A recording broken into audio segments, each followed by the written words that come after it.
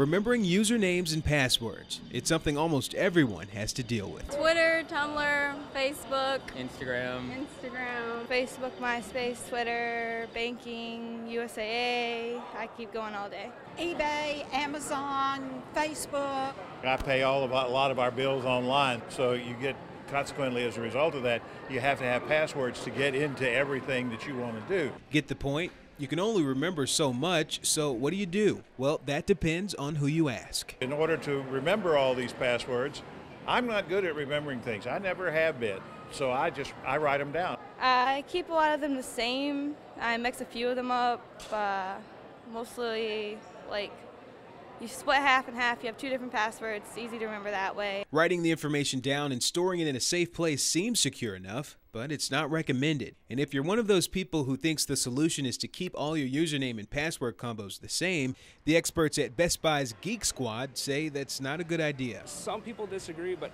I do think the idea of keeping a book, some kind of a log at home, is a good idea. I would limit the information that's in it, though. Keeping them all the same, it's kind of like having one key to everything for your digital self. So think about it this way. If you have your car keys, your house keys, your key to your office at work, and they're all one key, what happens if somebody gets a hold of that key? Well, they have access to everything. Tate says that same rule applies online. Hackers have become extremely advanced over the years, and if the password you use for everything were ever compromised, that would open the door for a world of trouble. There's a lot of different things that can be stolen with your password. Think about everything you have secured with it. So let's try the most obvious, which is going to be things like your banking accounts. If that password gets stolen, they have access to your accounts, so they can make wire transfers to and from your account, open up credit cards in your name. Now, even if you go, well, my banking one's secure, well, what about your Facebook or your email? It may not have monetary repercussions, but a hacked social media or email account could also be pretty dangerous. Think of employers or colleagues who might see vile and unauthorized posts or emails sent from your account. Creating a secure password isn't always an easy process. Usually it's required that you change your password every 60 to 90 days. Then there are the rules that require that you have uppercase letters, lowercase letters, symbols, numbers.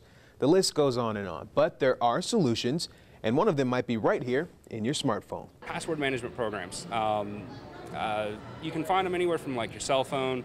There are some for mobile devices. There are some that'll be part of your web browser, like Internet Explorer or Google Chrome or Firefox.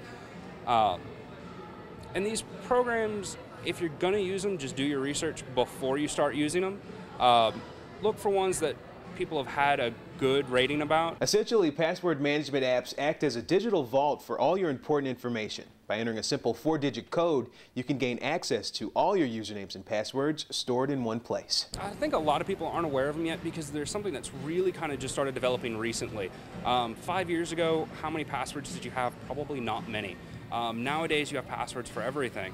And so these management apps are something that really started growing more recently.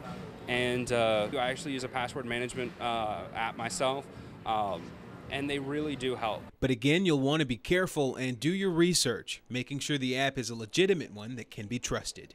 So would you choose an app to solve your password overload, or would you just write them down? I've done it a few times, yeah, in notebooks. If they lose all the time, get lost all the time, so. Can't keep up with them? No. Okay, so would you use the apps? Yeah, I probably would use the apps.